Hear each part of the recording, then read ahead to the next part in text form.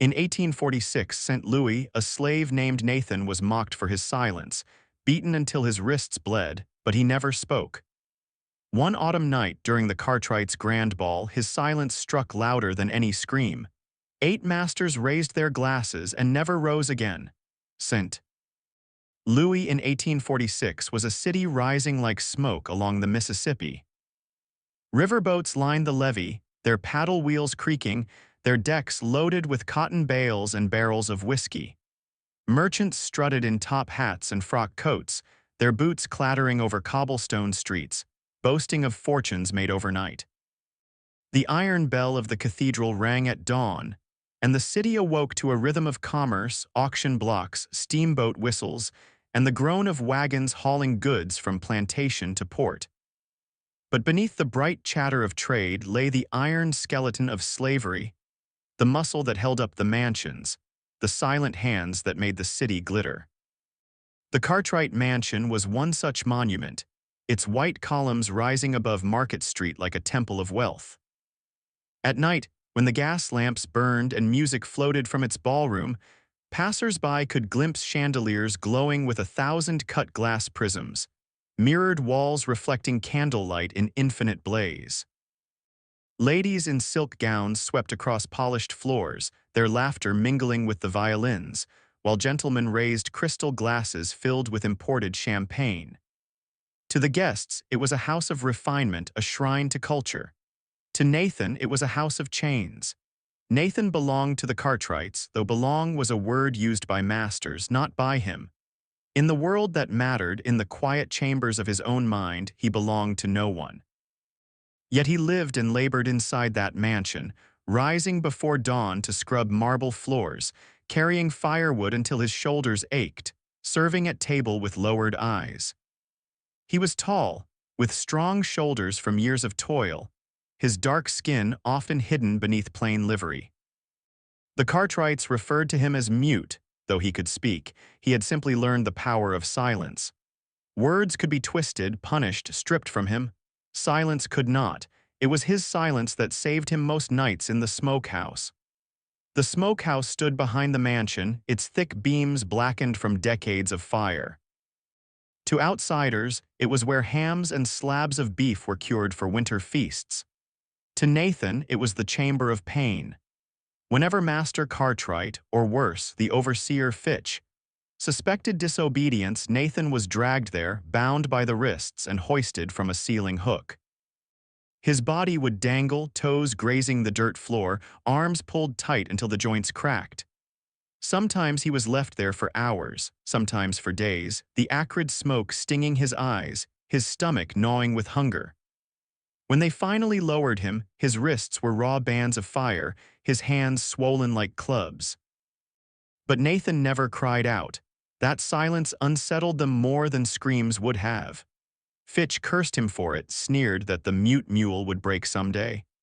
Mistress Cartwright once laughed, saying his silence was proof of stupidity, but Nathan's silence was not stupidity, it was armor. Each time he dangled from that smokehouse beam, he sealed his lips tighter, holding in the secrets that smoldered inside him.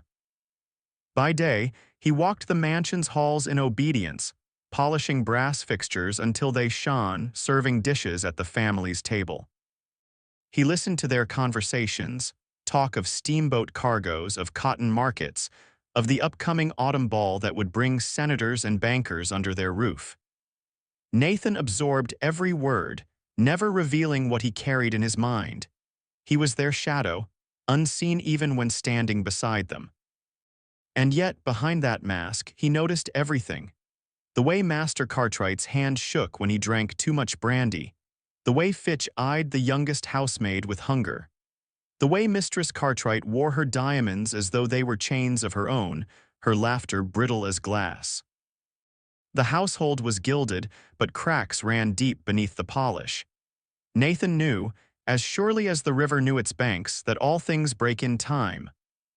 On nights when the ballroom swelled with music, Nathan drifted among the guests with trays of food and drink. The chandeliers sparkled above him, their light catching in the sequins of gowns, in the rings on pale fingers. He moved unnoticed, invisible, a servant meant only to refill glasses and clear away crumbs. But inside, his wrists ached with memory. The rope burns never fully healed. They formed scars like bracelets carved into his flesh. Every time he lifted a silver tray, he felt the phantom weight of the smokehouse rope dragging him back into darkness. The other slaves whispered about him, calling him the Quiet One. Some thought him broken, others thought him dangerous. Nathan said nothing either way. He let them think what they wished.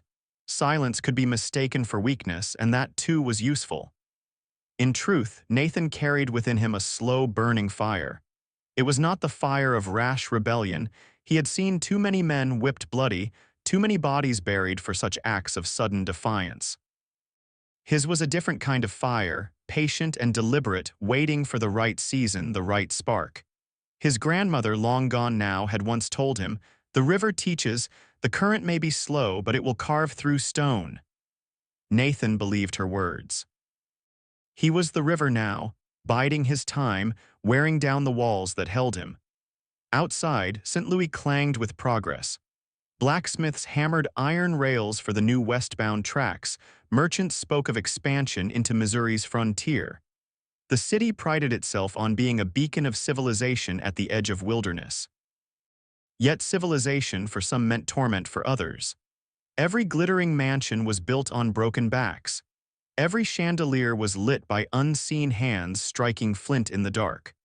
The Cartwrights planned their autumn ball with giddy anticipation, determined to outshine their rivals.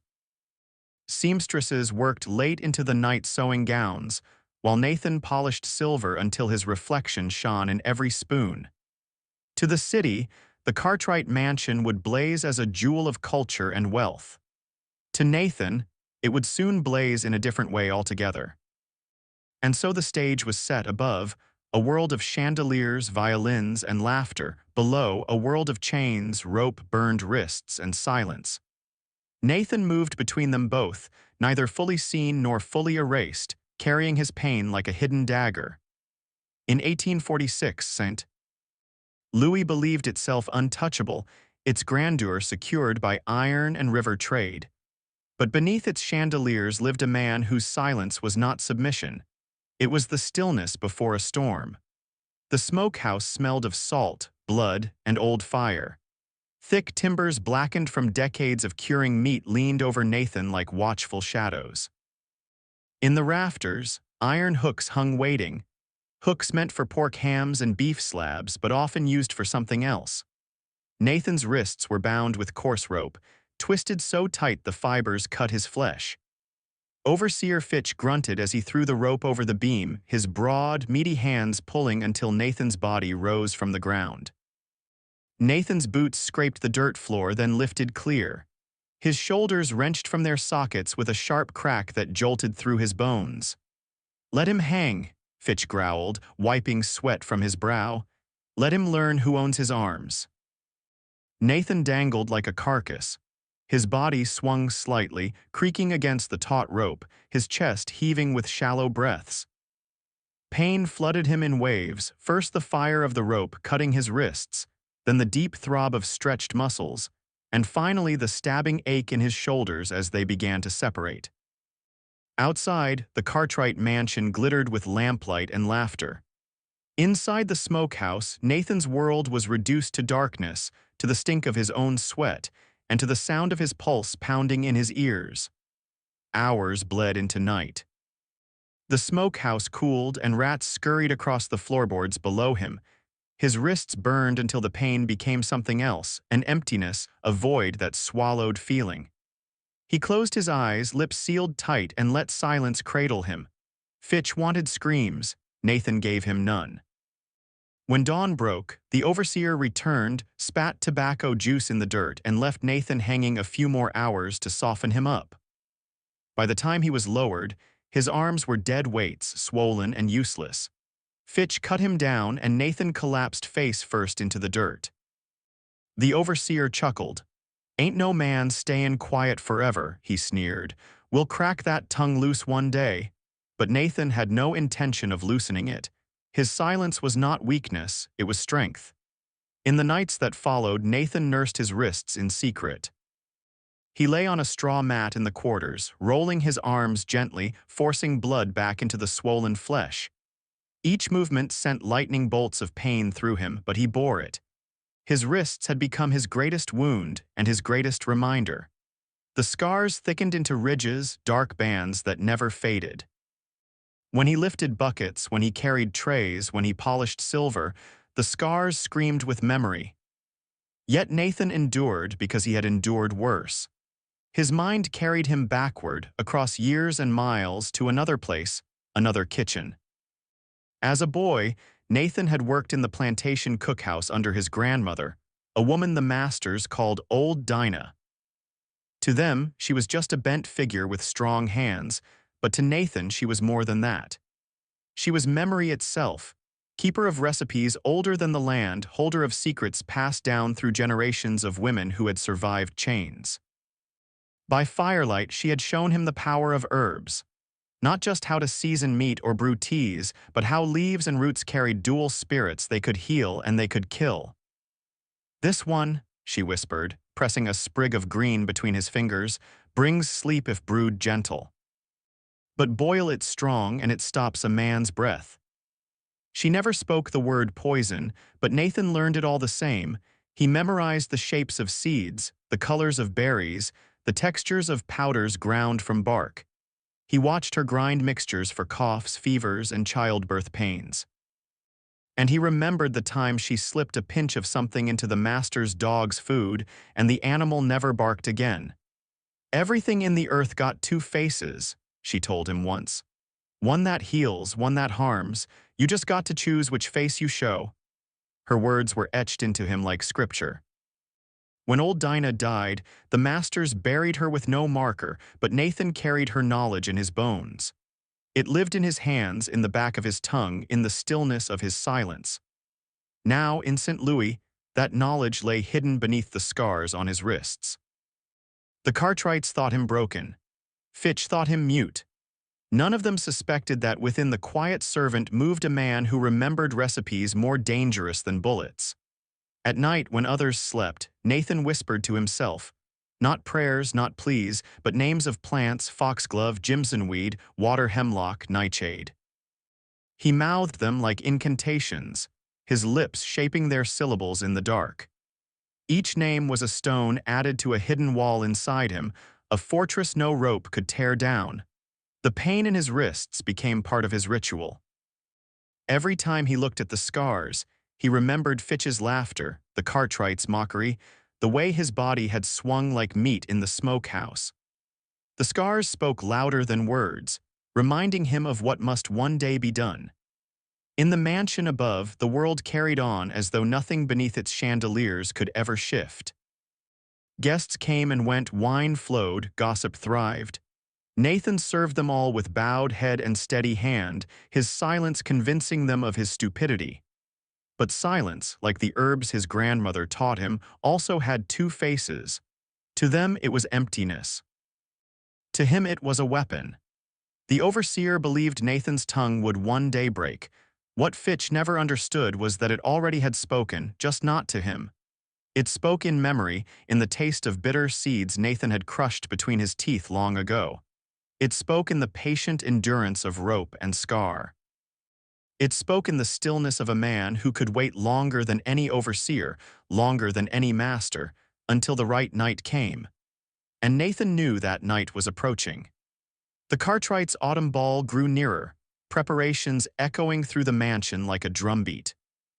Seamstresses arrived, musicians were hired, crates of wine and delicacies unloaded from riverboats. All of it was meant to show St. Louis the family's grandeur. None of them noticed the silent figure carrying their crates, polishing their silver, and remembering every herb his grandmother ever pressed into his palm. Nathan's wrists throbbed with old wounds. They would never fully heal. But they did not need to. They were not scars to erase. They were scars to sharpen. The Cartwright mansion buzzed with anticipation. The autumn ball was to be their grandest yet, a night of spectacle meant to cement their place as St. Louis royalty. Politicians from Jefferson City, bankers from the riverfront, and generals returning from the frontier would all attend. Invitations had been sent weeks earlier, each sealed with the Cartwright crest and promising a feast of refinement. For the enslaved who worked in the house, it meant only sleepless days and endless labor.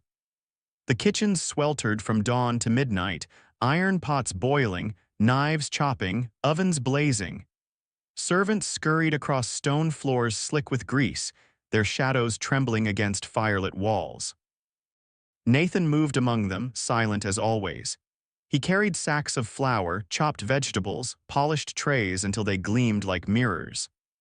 To the cook, a rotund man with sweat permanently shining on his forehead, Nathan was just another pair of hands. To Fitch, who occasionally stomped into the kitchen to bark orders, Nathan was the mute ox. Neither spared him more than a passing glance. And that suited Nathan perfectly. The kitchen was both a prison and a sanctuary. It was prison because the heat and smoke smothered every breath, because overseers and mistresses barked for more food, faster hands, cleaner plates.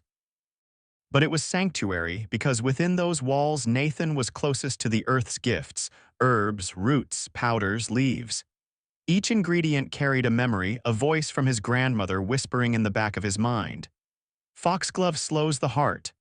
Nightshade blinds the eyes. Jimsonweed confuses the tongue, makes men speak nonsense. The Cartwrights thought themselves clever, demanding delicacies imported from New Orleans, spices from the Caribbean, wines from France. But Nathan knew the deadliest flavors grew in their own Missouri soil. While the cook chopped onions and cursed the smoke, Nathan slipped aside what he needed. A bitter root tucked into his sleeve, black seeds of jimsonweed hidden beneath a pile of peppercorns, powdered berries concealed in a pocket of flour sack. He moved with careful rhythm, never rushing, never drawing notice. To the others, he was just silent Nathan, the one who did as told. Above, the mansion rang with rehearsal music. Violinists tuned their bows in the ballroom, filling the air with notes that floated down into the kitchen like fragile glass. Maids carried candles through the hallways, testing how the chandeliers would sparkle. The scent of perfume drifted faintly from above lavender rosewater powder. Down below, the kitchen was a different symphony, cleavers pounding against cutting boards, spoons clanging in pots, the hiss of fat dripping onto fire. Sweat rolled down faces, sleeves soaked through, hands blistered. It was the underworld that made the ballroom shine. Nathan listened to the contrasts, the way the mansion seemed to breathe in two voices at once, music above, labor below. And in between, he held his silence, his mask unbroken. Fitch entered once during preparations, boots caked with mud, face twisted into a sneer. He leaned against the kitchen doorframe, watching the enslaved work like beasts in a stable. "You see Nathan there," he said to no one in particular, loud enough for all to hear. "Hung him in the smokehouse last week, swung like meat on a hook, didn't make a sound, might be he ain't got no tongue at all." The kitchen chuckled nervously. Fitch grinned, spitting tobacco juice into the corner. "Maybe we hang him higher next time, see if silence can reach heaven." He left with a laugh that echoed long after his boots faded upstairs. Nathan's wrists throbbed at the sound, phantom rope tightening again. He did not look up, did not flinch. He only stirred a pot of stew with slow precision, letting the overseer's words dissolve into the fire's hiss. Mistress Cartwright came later, her gown rustling as she inspected preparations. She wrinkled her powdered nose at Nathan. "This one again? Useless cattle, dumb as stone, at least he doesn't talk. I can't abide chattering servants." She swept out, leaving the faint perfume of rose and disdain. Nathan's silence held. He stirred the pot once more, steady as the earth. But inside, his silence began to hum like the tight string of a bow waiting for release. The days narrowed toward the ball. The household moved like a theater troupe rehearsing a grand play. Seamstresses delivered gowns wrapped in muslin. Butlers polished crystal until it sparkled like captured stars. Servants dusted portraits of Cartwright ancestors who stared sternly from gilded frames, as though blessing the coming spectacle. In the kitchen, Nathan refined his role. He memorized the dishes that would reach the guests: roasted pheasant, honeyed ham, candied fruits, puddings drowned in cream. He studied where the wine would be poured, which trays he would carry, which cups would be lifted first in toast. Every detail mattered. By candlelight, he crushed seeds into fine dust with the back of a spoon, careful to mask the bitter scent with stronger spices. He slipped powders into sugar jars, folded roots beneath layers of dough. Each motion was deliberate, his silence the veil under which death prepared itself. No one suspected. To them, he was just the mute shadow, an ox in livery, incapable of thought. That was their blindness and his cloak. One night, when the kitchen finally quieted and the other servants collapsed into their pallets, Nathan remained awake. He sat by the dying embers of the hearth, staring into the coals. The glow lit his scarred wrists. The rope burned bands dark against his skin. He flexed his fingers slowly, feeling the ache shoot up his arms. He whispered softly, so low no one else could hear, "Foxglove, hemlock, Jimson weed." The names were a litany, a scripture. Each one called forth the memory of old Dinah, her voice rasping like dry leaves. Each one tightened his resolve. Above his head, faint strains of violin drifted from the ballroom where the family rehearsed their waltzes. Nathan closed his eyes. He could see them twirling, silk skirts brushing marble floors, jewels glittering under chandeliers. And he could see, in the same vision, those jewels slipping into darkness, those silks stained not with perfume but with bile. The music ended with a flourish. Silence returned to the mansion. But down in the kitchen, among the embers and the whispers, Nathan's silence was no longer passive. It was the sharpening edge of something inevitable. The ball was coming. And when it did, the Cartwrights would serve more than music and wine. They would serve death, carried in the hands of the mute servant they thought invisible. The night of the ball arrived with autumn wind sweeping in from the river, carrying the smell of smoke and damp leaves. Lanterns lined the Cartwright mansion steps, their flames bending in the breeze, guiding carriages to the front door. Hooves clattered against cobblestones, wheels creaked, and liveried drivers leapt down to open doors for their masters. Velvet cloaks spilled onto the walkway, followed by silk gowns glimmering under moonlight. Diamonds sparkled at throats, pearls gleamed in hair. Gentlemen adjusted white gloves and polished boots, their lapels pinned with jeweled brooches. The air was thick with perfume, cigar smoke, and the rising murmur of voices eager for spectacle. Inside, the ballroom blazed with chandeliers, each prism scattering light across marble floors polished so bright they seemed to hold a second, ghostly ball beneath the feet of the dancers. An orchestra tuned its strings in the corner, violins humming like bees in a hive. At the edges of this brilliance, Nathan moved quietly, unseen but always present. His livery was crisp, his posture bowed. Beneath his shirt cuffs, his wrists ached, the scars burning as though the ropes still cut him. He flexed his fingers now and then, not to ease the pain but to remind himself of its source. Tonight, those scars would serve their purpose. The guests toasted the Cartwrights, raising crystal glasses filled with champagne that bubbled like liquid stars. Mistress Cartwright, dripping with jewels, laughed her brittle laugh and declared the evening the finest scent Louis had yet seen. Fitch leaned against the wall near the orchestra, smirking as if he owned the music. Nathan carried silver trays through the crowd, his eyes lowered, his silence mistaken for stupidity. Upon the trays rested sugared confections dusted in powder, goblets of red wine deep as blood, champagne flutes fizzing with golden foam. Each one carried his touch, the invisible gift of crushed seeds and bitter roots, folded into sweetness. The orchestra struck its first full chord. Couples swept to the floor, skirts swirling like waves. The chandeliers swung gently with the motion, prisms scattering light over flushed faces. Nathan moved among them, his shadow crossing silk and velvet, never lingering long enough to be noticed. Close by, laughter spooled from a circle of men boasting of river profits and railroad expansion. Nathan paused just long enough to offer them glasses. White gloves pinched stems of crystal, voices raised in toast, to fortune, to the Cartwrights. To progress, the glasses clinked, candle flames flickered. Nathan turned away, tray lighter, silence heavier. At first the ball was a pageant of triumph. Champagne flowed, laughter swelled, and music thundered high into the rafters.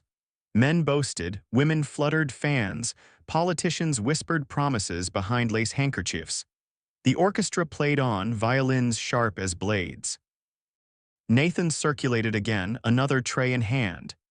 His wrists throbbed beneath the fabric, but his step was steady, his silence unwavering. The black seeds of Jimson weed, the powdered berries, the bitter roots, all hidden within sugared shells and crimson wine, moved from his hand to theirs without pause. Then it began. At one table, a banker laughed too hard at his own joke, then sputtered.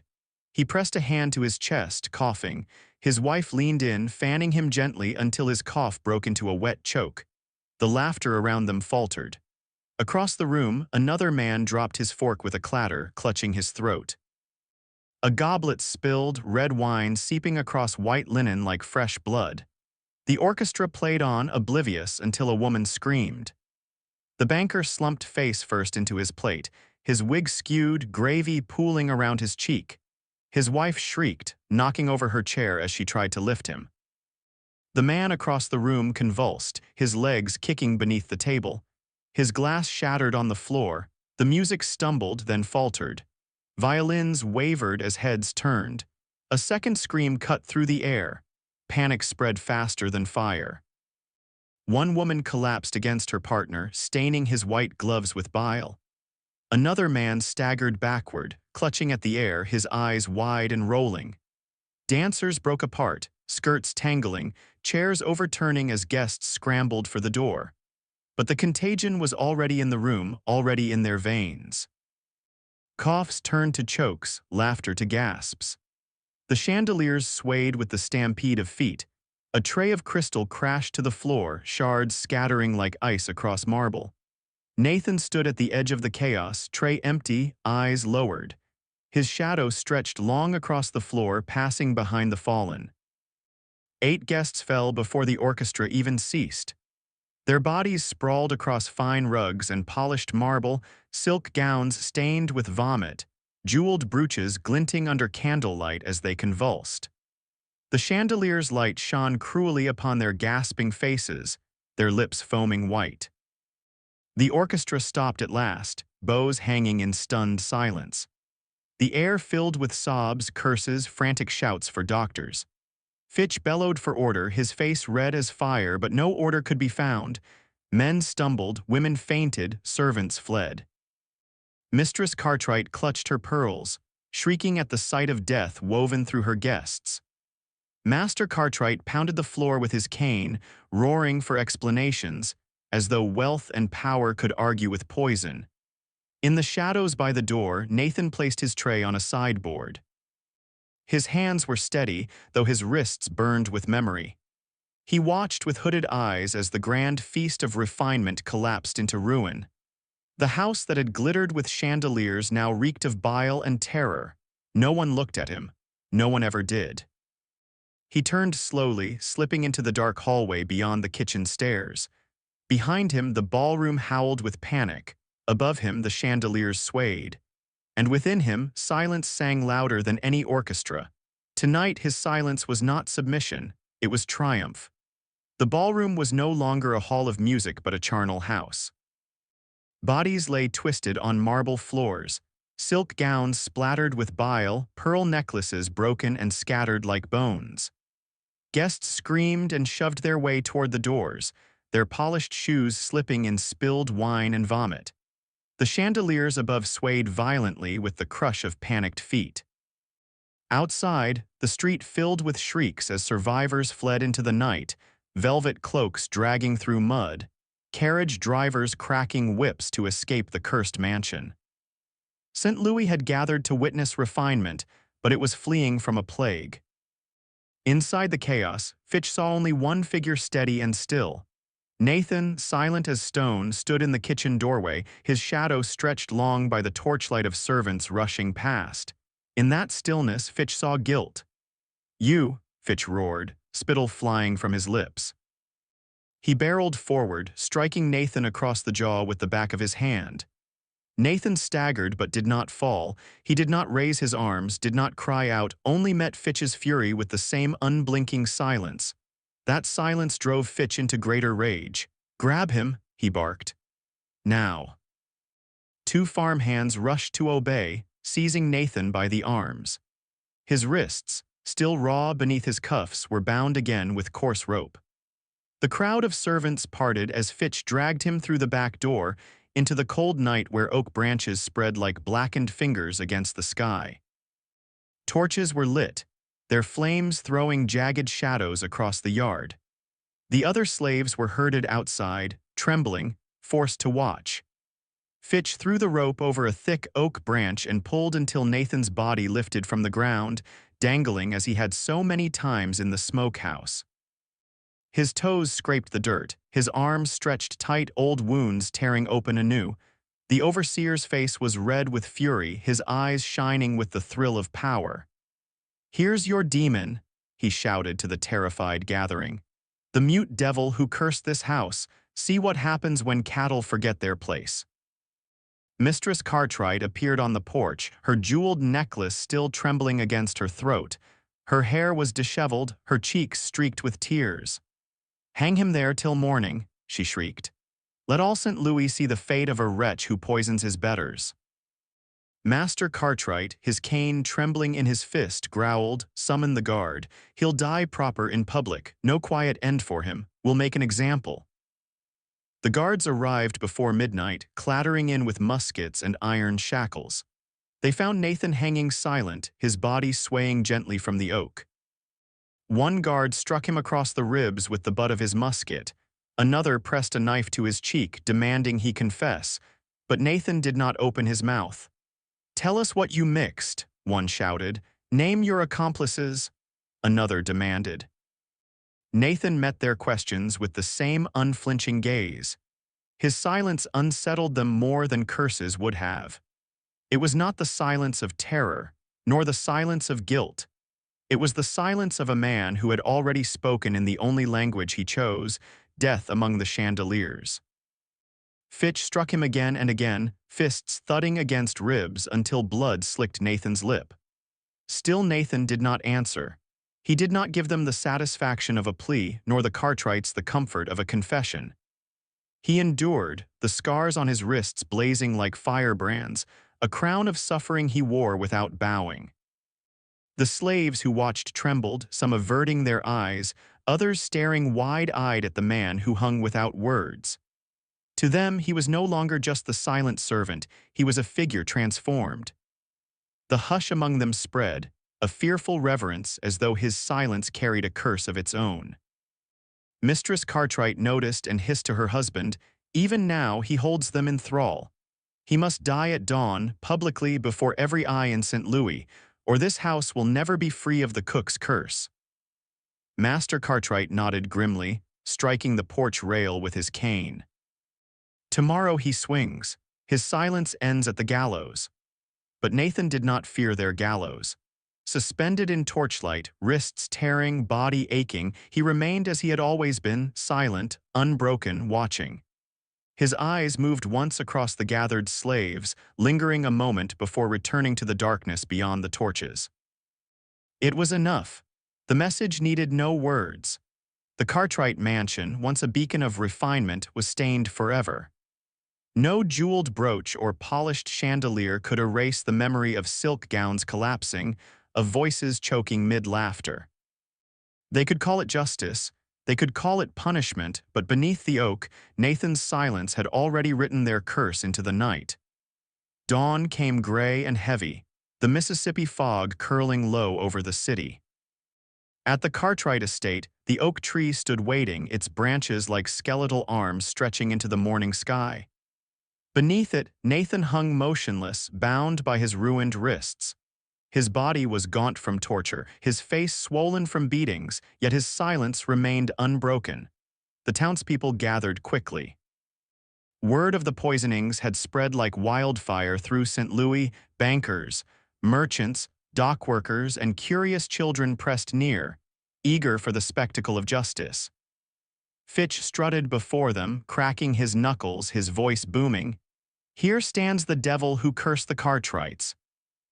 Let every man, woman, and child see what silence breeds." Mistress Cartwright, veiled in black lace, clutched her husband's arm. Her jewels glimmered, but her face was pale, eyes wild with the memory of collapsing gowns and choking voices. Master Cartwright raised his cane and proclaimed, "By rope he shall answer for his wickedness." The guards hauled the rope higher. Nathan's arms, already dislocated, wrenched further as the noose cut into his neck.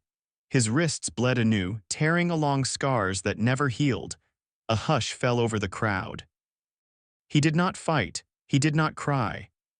As his body lifted, his eyes fixed on nothing and everything, the branches above, the slaves gathered below, the horizon where river fog rolled like smoke. The silence he carried in life clung to him in death. When his body went limp, it was not defeat, it was release. The crowd cheered. Fitch spat into the dirt. Mistress Cartwright trembled, whispering to herself that the curse was broken. But it was not. They left him there. Days passed, and Nathan's body swung in the breeze, his wrists dark with dried blood. Birds circled above, cawing at dawn and dusk. Children dared each other to approach, only to run screaming when the wind made his figure sway as though alive. Servants were forced to pass him daily, their heads bowed, yet none forgot the sight. His silence turned eternal. The Cartwrights meant it as a warning, but warnings can become something else. In the years that followed, whispers crept through St. Louis like vines along a wall. Guests who passed near the Cartwright mansion swore they heard faint coughing at night, as though echoes of poisoned lungs still lingered in the ballroom. Carriage drivers claimed to see a figure at the Oak, tall, shadowed, with wrists bound and dangling. Children told of a man drifting between branches, rope burns glowing pale in moonlight. Some swore his lips moved though no words escaped, whispering names no one could understand. The Cartwrights dismissed it as superstition. But their fortune never recovered. The ballroom, once the pride of St. Louis, fell silent. No more music thundered beneath its chandeliers. No laughter echoed against its marble walls. Guests refused invitations, whispering of bad luck, of tainted air, of a house where poison once danced in silver goblets. Mistress Cartwright aged quickly, her hair silvering, her eyes ringed with shadow. Master Cartwright's cane grew heavier, his steps slower. They avoided the oak, yet could not cut it down. Every attempt to fell the tree failed. The saws broke, the blades dulled, and workers fled, muttering of curses. The oak remained, roots deep, branches wide, holding its grim sentinel. Among the enslaved, Nathan's memory grew stronger, not weaker. They passed his story in whispers from quarter to quarter, from riverfront to plantation fields. Around fires at night, they told of the mute cook who endured ropes and beatings, who poisoned 8 masters at the height of their glory, and who died with silence on his lips. His wrists bled into legend, they said, and his silence spoke louder than any scream. Mothers hushed their children with the tale, reminding them that patience could cut deeper than chains. Men whispered it while working fields, each seed they planted carrying the weight of his memory. To them, Nathan was no mere victim. He was resistance itself, cloaked in silence. Decades passed, and still the tale of the hanging oak lived on. Travelers spoke of the mansion as cursed ground. Some swore that on autumn nights, when the air smelled of smoke and leaves, the oak groaned like rope tightening under weight.